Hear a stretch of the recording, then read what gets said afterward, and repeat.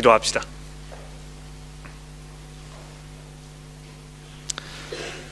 하나님 아버지, 이제 저희가 주의 말씀을 듣기를 원합니다.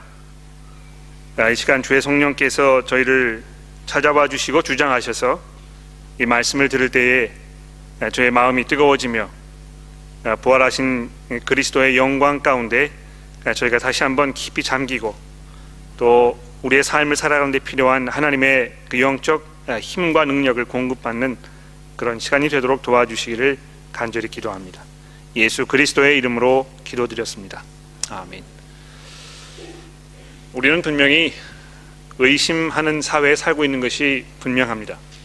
많은 분들이 그냥 맹신하는 것에 대한 그 폐단 이런 것을 잘 이해하고 계시고, 그래서 그런 사회 속에서 점점 더 기독교의 신앙을 뿐만이 아니고 그 신앙이라는 것 자체를 갖는 것에 대해서 매우 회의적인 그런 사회에 살고 있는 것입니다.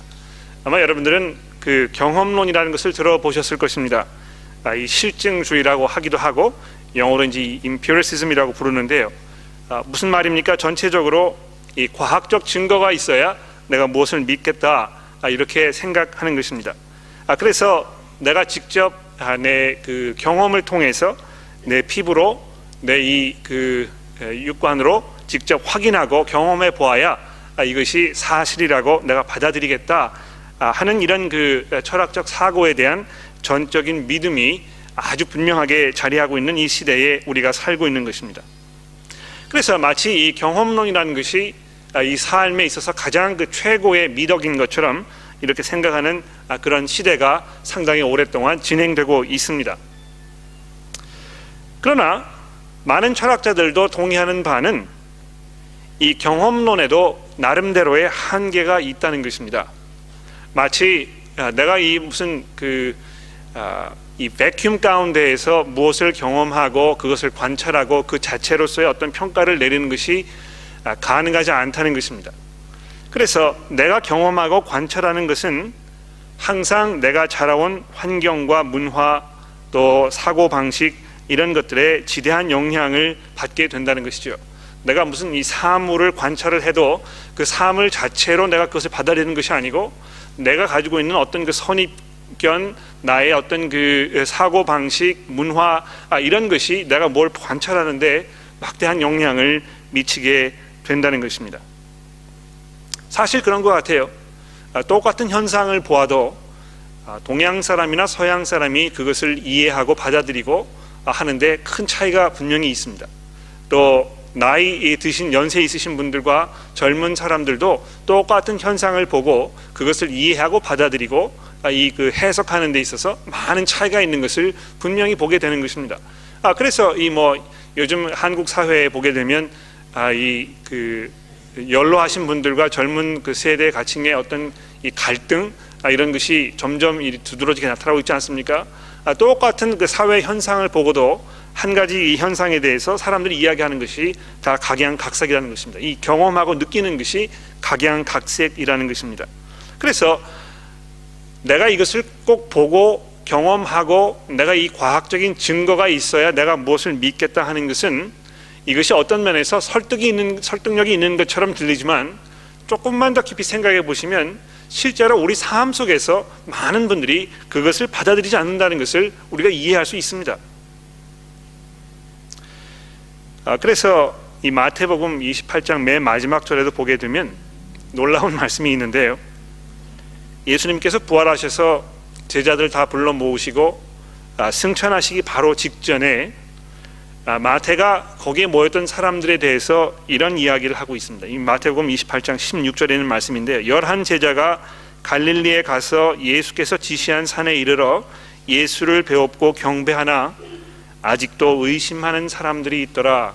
이렇게 마태가 기록하고 있는 것입니다. 실제로 거기에서 이 부활하신 예수 그리스도를 직접 대면하고 그분을 내가 목격하고 그분의 음성을 듣고 이렇게 했는데도 불구하고 거기에 아직 그분의 부활하심을 의심하는 사람들도 있었다는 것입니다.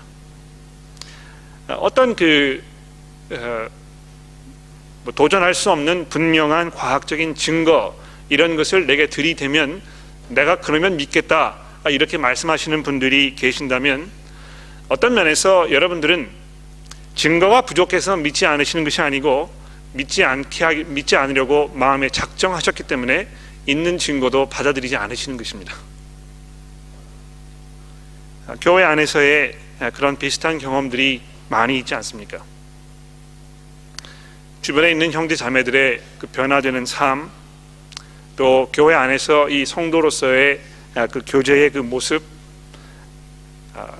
많은 분들이 서로 사랑하고 아끼고 좋은 교제를 갖는 그런 모습들이 분명히 우리가 예수 그리스도의 제자임을 선포하고 있지만, 그럼에도 불구하고 그런 모습들을 보면서 예수 그리스도의 그 주 되심에 대해서 인정하지 않으려는 분들이 우리 가운데에도 있을지 모른다는 것입니다. 여러분들이 지금 이 자리에 부활절을 맞이해서 교회를 찾아오셨을 텐데요, 아마 모르기는 몰라도 이 자리에도 신앙생활을 오래 하셨지만 내가 과연 믿는 것인가 이런 것에 대해서 의심하고 회의하시는 분들이 계실지도 모르는 것입니다. 여러분 좀 놀라실지 모르지만 사실 저도 의심되는 경우가 있습니다. 밤에 자다가 일어나서 식은땀이 쭉 빠지면서 이거 내가 믿는 것이 다 헛것이면 어떨까, 이런 생각을 하게 될 때가 있다는 것입니다. 어떤 면에서 이 의심한다는 것은요, 우리 인간 아주 지극히 자연적인 인간적인 모습이지 않을 수 없습니다. 아유, 그러면서 어떻게 목회를 하시나 이제 여러분들이 이렇게 생각하실지 모르지만 실제로 그렇습니다. 여러분, 그런 순간이 있다는 것입니다. 오늘 우리가 보게 되는 요한복음 20장에 등장하는 이 사건들도 그런 면에서 여러분과 저에게 많은 도전과 위로를 주는 그런 말씀일 수밖에 없습니다. 여러분, 오늘 우리가 24절에 있는 말씀부터 읽었지만 이제 이 성경을 요한복음 20장으로 가지고 가셔서 맨 첫 부분부터 몇 가지 내용을 조금 살펴보도록 합시다. 성경을 가지고 계시니까 요한복음 20장 1절 말씀부터 잠깐 살펴보도록 하겠습니다. 자, 여기 보시면 안식 후 첫날, 즉 일요일 날 아침을 말하는 것이죠. 일찍 아직 어두울 때에 막달라 마리아가 무덤에 와서 돌이 무덤에서 옮겨진 것을 보고 시몬 베드로와 예수께서 사랑하시던 그 제자에게, 아마 요한을 말하는 것이겠죠, 달려가서 말하되 사람들이 주님을 무덤에서 가져다가 어디에 두었는지 우리가 알지 못하겠다 하니. 자, 이렇게 20장이 시작이 되고 있습니다.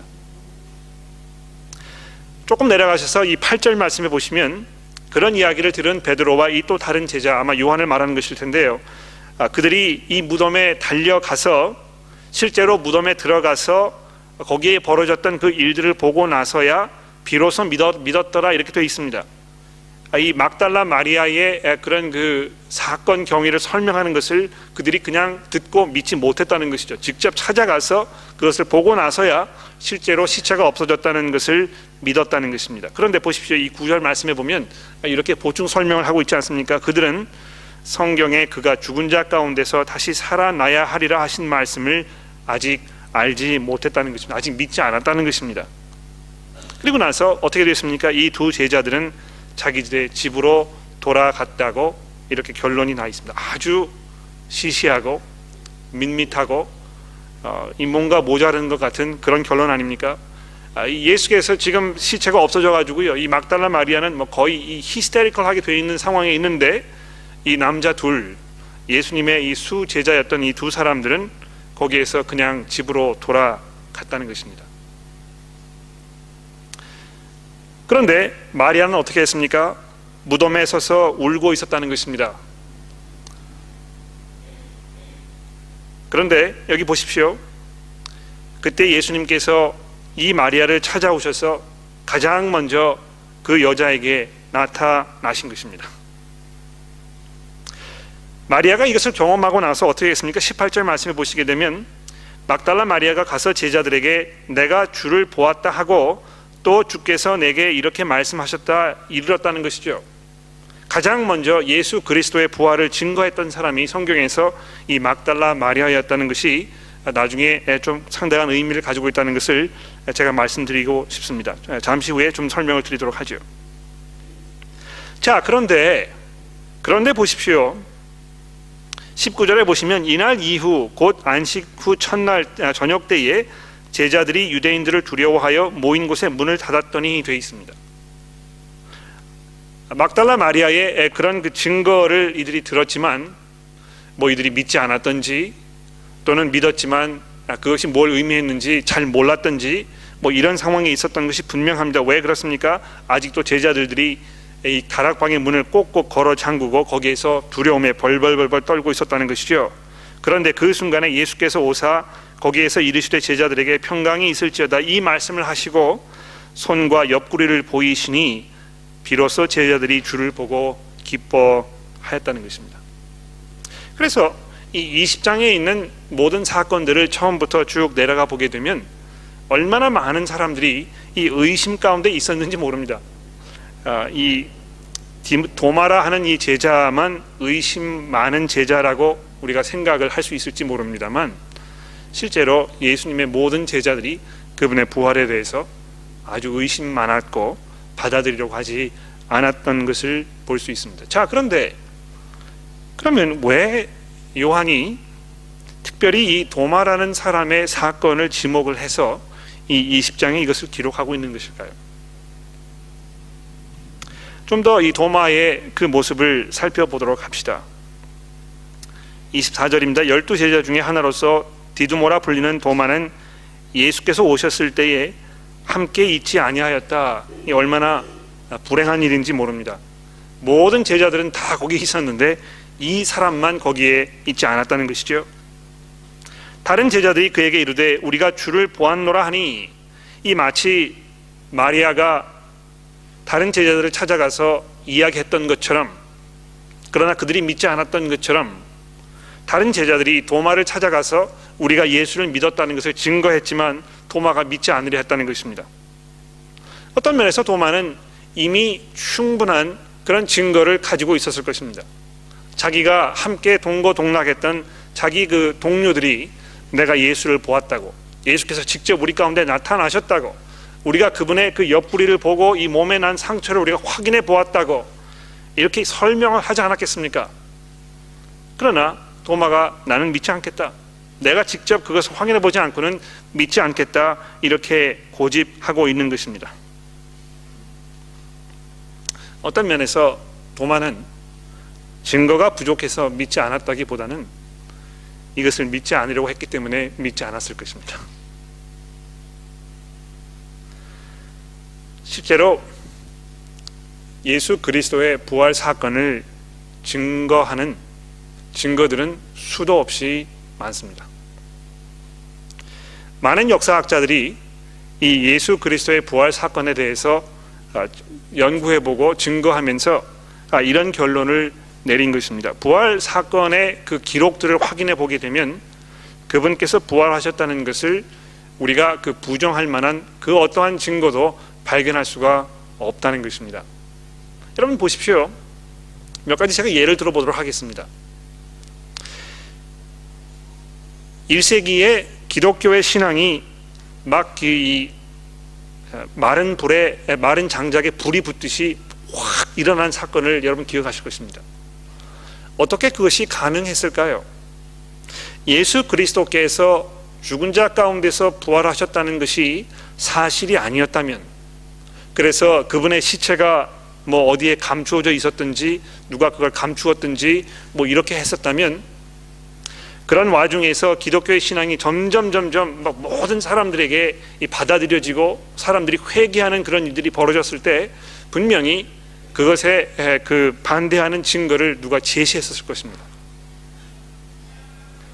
지금 무슨 소리 하는 것이냐? 모든 사람들이 예수가 부활했다고 하지만 여기 증거가 있다, 그 예수의 시체가 여기 남아있지 않느냐, 분명히 이렇게 이야기할 수 있었을 것입니다.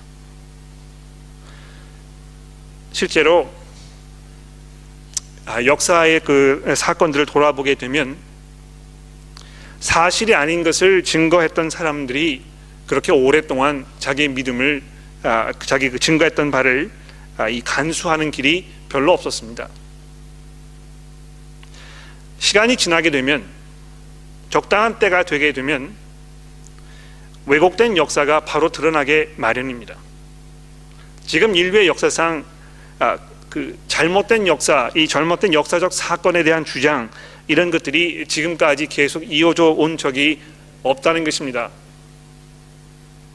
예수 그리스도께서 부활하지 않으셨으면, 그래서 그분의 시체가 어디에 감추어져 있었으면, 또 그 시체를 감추기 위해서 거기에 동조했던 사람들이 실토하게 되어 있다는 것입니다. 또 그분의 그 시체가 분명히 발견되는 그런 일이 있었을 것이라는 것입니다. 그러나 그 누구도 예수 그리스도의 그 빈 무덤, 그분의 그 부활하셨다는 사실, 이것을 반박할 만한 아무런 증거도 내어놓지 못한 것을 우리가 경험하게 되는 것입니다. 그저 현대인들이 예수께서 부활하셨을 리가 없다고 주장하는 그 유일한 그 근거 한 가지는 무엇입니까? 경험론입니다. 경험론에 입각해서 예수는 부활했을 리가 없다고 결론을 맺는 것입니다. 무슨 말입니까? 지금까지 죽은 자 가운데서 부활한 사람이 한 사람도 없지 않았느냐, 그러므로 어떻게 예수가 부활하겠느냐, 이렇게 생각하는 것입니다. 여러분, 재미있는 사실은요, 영국의 그 사람들이 배를 타고 호주에 들어오기 전까지는 그 누구도 세상에서 이 백조라는 그 새가 검은색일 수도 있다는 것을 알지 못했습니다. 모든 사람들이 경험했던 이 백조는요, 하얀색이거든요. 그래서 이름이 백조입니다. 그렇지 않습니까? 그런데 이 영국의 탐험가들이 시드니 항구에 들어와 가지고 거기에서 이제 이 그 탐험을 시작을 해서 결국 이 웨스턴 오스트레일리아까지 갔다는 것이죠. 그랬는데 거기에 가서 이들에게 놀라운 사실 한 가지를 발견했습니다. 뭔지 아십니까? 백조의 모습을 하고 있는데 색깔이 까만색이었다는 것입니다. 이들이 얼마나 놀랍고 두려워했는지 모릅니다. 호주에는 이 흑색의 백조뿐만이 아니고요, 이 입은 오리의 이 입을 달고 있고, 포유류처럼 이 털을 가지고 있지만 알을 낳는 그런 그 플라이로푸스라는 그 짐승, 여러분 잘 아시죠? 그런 짐승을 사람들이 본 적이 없다는 것입니다. 많은 사람들이 내가 이 경험을 통해서 이 세상의 모든 것들을 다 이해하고 받아들일 수 있다고 생각하는 것은, 내가 이 세상에 일어날 수 있는 모든 일들을 내가 지금 다 경험해 보았기 때문에 내가 아주 확답을 내릴 수 있다, 이렇게 이야기하는 것입니다.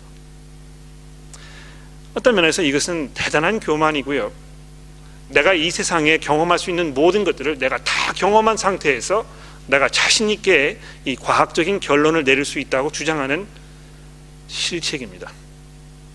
여러분, 사실 과학을 하시는 분들도 그렇게 담대하게 이야기하지 않습니다. 과학을 하시는 분들이 과학을 하시면서 어떤 결론에 도달하시는 것입니까? 내가 지금까지 경험한 바로는 이러한 추론이 가능하지만 앞으로 이것이 어떻게 다른 어떤 그 실험을 통해서 이것에 반박되는 새로운 이론이 나올지에 대해서는 내가 예측할 수 없다, 이렇게 이야기하시는 것입니다. 그래서 지금까지 그 누구도 내 스스로 죽은 자 가운데 부활한 사람을 보지 못했기 때문에 그런 일이 벌어질 수 없다고 이야기하는 것은 어떤 면에서 대단한 실책이 아닐 수 없습니다. 더군다나 예수 그리스도라는 분께서 부활하셨다는 것에 대한 분명한 증거가 있는데도 불구하고 그것을 마다한다면 이것은 어떤 면에서 지적 오만함이요, 영적 무지라고 이야기할 수밖에 없다는 것입니다. 자, 그런데 오늘 20장의 본문 말씀이 어떻게 결론을 내리고 있는지 잘 보십시오. 그런 도마가 이제 결국 예수 그리스도를 만나는 그 장면이 25절부터 설명이 되고 26절부터 설명이 되고 있습니다. 여드레를 지나서 제자들이 다시 집 안에 있을 때에 도마도 거기 있었는데요, 문들이 닫혀 있는데 예수께서 오사 그 가운데 이르러서 너에게 평강이 있을지어다 하시고 제일 먼저 뭘 하셨습니까? 도마에게 말씀하십니다. 예수님께서 그 자리에서 도마에게 야단을 치셨을지도 모릅니다. 그랬을 수도 있었을 것입니다. 어떻게 넌 그렇게 믿음이 없느냐? 왜 사람들의 증거를 믿지 못하는 것이냐? 이렇게 그를 다그치셨을 수 있을 것입니다. 그러나 예수님께서 도마에게 뭐라고 말씀하십니까? 내 손가락을 이리 내밀어 내 손을 보고 내 손을 내밀어 내 옆구리에 넣어보라. 그리하여 믿음 없는 자가 되지 말고 믿는 자가 되라고 아주 부드럽게 아주 온유하게 도마를 초대하고 계시는 것을 볼 수 있습니다. 도마의 그런 믿음 없는 모습, 이런 것을 예수님 이미 알고 계셨다는 것입니다. 도마가 그 자리에 없었기 때문에 무슨 생각을 했었는지 예수님께서 어떻게 아셨을까요? 그러나 알고 계셨다는 것이죠. 그래서 이 두 번째로 제자들을 찾아오셨을 때 바로 도마에게 찾아가셔서 그를 초대하고 있는 것을 보게 되는 것입니다. 도마가 대답하여 이르되 나의 주님이시요 나의 하나님이시니이다 고백하고 있습니다. 예수님께서는 그 누구보다도 우리 인간들의 마음과 생각을 이해하고 계시는 분입니다. 이 자리에 예수 그리스도의 부활 사건에 대해서 의심하고 또 불안해하시는 분들이 계신다면 충분히 예수님께서 여러분들의 마음을 이해하고 계실 것입니다. 그러나 우리는 다시 왜 요한이 이 사건을 우리에게 기록했는지에 대해서 이 문제를 생각해 보아야 할 것입니다. 왜 이 요한이 다른 많은 그런 부활 사건에 대한 여러 가지 일들 중에서 이 도마의 사건을 특별히 끄집어내 가지고 여러분과 저에게 지금 소개하고 있는 것입니까? 특히 이 30절 말씀해 보십시오. 예수께서 제자들 앞에서 이 책에 기록되지 아니한 다른 많은 표적들도 행하셨으나 오직 이것을 기록함은, 특별히 이 여러 가지 사건들을 뽑아서 선택해 가지고 이 요한복음에 기록한 특별한 목적이 있었다는 것입니다. 무엇입니까? 너희로 예수께서 하나님의 아들 그리스도이심을 믿게 하려 함이요 또 너희로 믿고 그 이름을 힘입어 영생을 얻게 하려 함이라. 자, 이렇게 이 요한복음의 그 목적에 대해서, 특히 이 도마 사건의 기록에 대해서 우리에게 설명하고 있습니다. 여러분과 저는 더 이상 우리 눈으로, 우리 피부로, 우리 귀로 부활하신 예수 그리스도를 경험했기 때문에 믿지 않습니다. 내가 부활하신 예수 그리스도를 육적으로 만났다고 이야기하시는 분 보시게 되면 이 병원을 아마 데리고 가셔야 될 겁니다. 그렇지 않습니까? 아무도 그런 식으로 예수를 만난 적이 없다는 것입니다. 그런데 어떻게 우리가 예수를 만났습니까? 우리가 어떻게 그분의 부활 사건을 이제 비로소 믿고 이해하게 되는 것입니까? 이 책에 기록되어 있는 사건들을 우리가 읽고 그것을 들음으로 예수를 만나게 된다는 것입니다. 도마도 처음 예수 그리스도의 부활 사건을 목격했던 사도들 중에 한 사람이었습니다. 여러분과 저의 신앙은 이 사도들의 증거를 기본으로 바탕으로 하고 있다는 것입니다. 그분들이 예수 그리스도의 부활 사건을 직접 눈으로 목격하고 그것을 증거한 바, 이것이 성경에 기록되어 있는 것인데 그것을 통해서 여러분과 제가 예수를 믿게 되었다는 것입니다. 그래서 이 성경이 계속 여러분과 저에게 뭘 말하고 있습니까? 믿는 것은 들음에서 난다는 것이죠. 더 이상 우리 그리스도인들이 직접 눈으로 확인하고 이렇게 해서 예수 믿지 않아도 되도록 하나님께서 이 성경 말씀을 통해서 여러분과 저에게 그리스도의 부활 사건에 대해서 증거하고 있는 것입니다. 그 사도들의 증거가 얼마나 신빙성이 있고 우리가 믿을 만한 것인지 이것을 다시 우리에게 설명하기 위해서 지금 요한이 이 도마가 경험했던 이 사도로서의 부활 사건에 대한 이 목격자적인 증언, 이것을 성경에 기록해 두었다는 것을 우리가 이해할 필요가 있는 것입니다. 여러분께서 그리스도께서 부활하셨다는 것을 믿고 계십니까? 그렇다면 도마가 부활하신 예수 그리스도의 그 모습을 보고 그 앞에서 내어 뱉었던 그 신앙 고백, 이것을 잘 들어보십시오. 주께서는 나의 주님이시오 나의 하나님이십니다.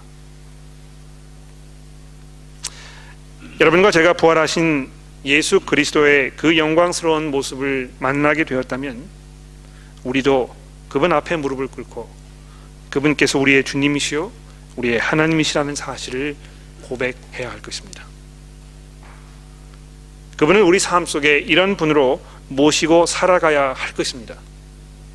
더 이상 내가 내 삶의 주체가 아니고 더 이상 내가 내 삶을 나의 방식으로 살아가겠다고 고집하지 아니하고 이제 내 삶이 예수 그리스도 그분의 것이고 내가 이 땅에 존재하는 그 목적이 그분의 영광을 위해서 살아가는 것이라는 것을 고백해야 할 것이라는 것입니다.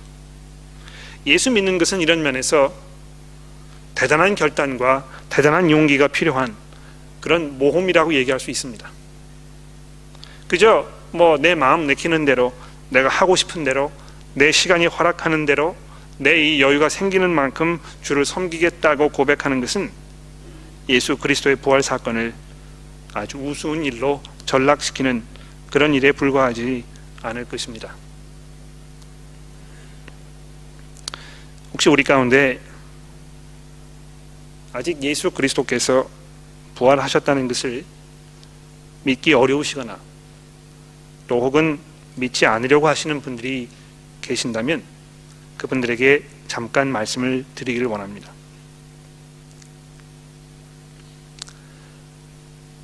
예수가 부활했을 리가 없지. 그런 일은 결코 일어날 수 없어. 내가 교회를 다니는 것은 내 이 아내의 등살에 못 이겨서 또는 내 체면을 차리기 위해서 그냥 교회를 가는 것뿐이지 이것은 나와는 아무런 직접적인 상관이 없는 일이야. 이런 생각을 가지고 계십니까? 그렇다면 지난 2000년 동안 수많은 인류의 모든 사람들이 왜 예수 그리스도 이분께 무릎을 꿇고 그분에게 그 삶을 넘겨드렸는지에 대해서 여러분은 고민하셔야 할 것입니다. 그분의 그 부활에 대한 충분한 증거가 있다는 것이죠. 그 증거를 확인해 보지 않으면서 그저 게으름 가운데 여러분의 아집만을 고집하지 않으시면 좋겠습니다. 실제로 우리는 매일매일의 삶 속에서 이 믿음이라는 것을 발휘하면서 살아가고 있습니다. 아침에 일어나서 듣는 이 뉴스라든지 내가 접하는 신문이라든지 이런 모든 것들이 믿음이 없이는 가능하지 않은 그런 일이라는 것을 여러분 기억하십시오. 신문이나 방송 이 매개체가 우리가 믿을 만한 것이기 때문에 거기에서 그 보도되는 그 뉴스의 내용들이 내가 직접 그 현장에서 그것을 경험하고 체험해 보지 않았어도 그것을 증거하는 사람들의 그 신빙성, 그런 그 신실함 이런 것을 내가 믿음으로 받아들이고 그래서 거기에서 보도되는 내용을 내가 인정하게 된다는 것입니다. 기독교의 신앙을 받아들이는 것도 그것도 아주 마찬가지라는 것이죠. 그것을 증거했던 그 증거자들의 그 믿음, 그 신빙성 이것이 계속해서 우리들의 삶 속에 확인되고 있다는 것입니다. 그러므로 예수 그리스도께서 부활했을 리가 없다고 미리 단정을 내리시기 전에 그분의 그 부활의 증거를 확인해 보십시오. 베드로전서 1장 8절에서 9절의 말씀을 읽으며 설교를 정리해 보도록 하겠습니다. 예수를 너희가 보지 못하였으나 너희는 그분을 사랑하는도다. 이제도 보지 못하나 믿고 말할 수 없는 영광스러운 즐거움으로 기뻐하나니 믿음의 결국 곧 영혼의 구원을 받음이니라. 아멘. 기도하겠습니다.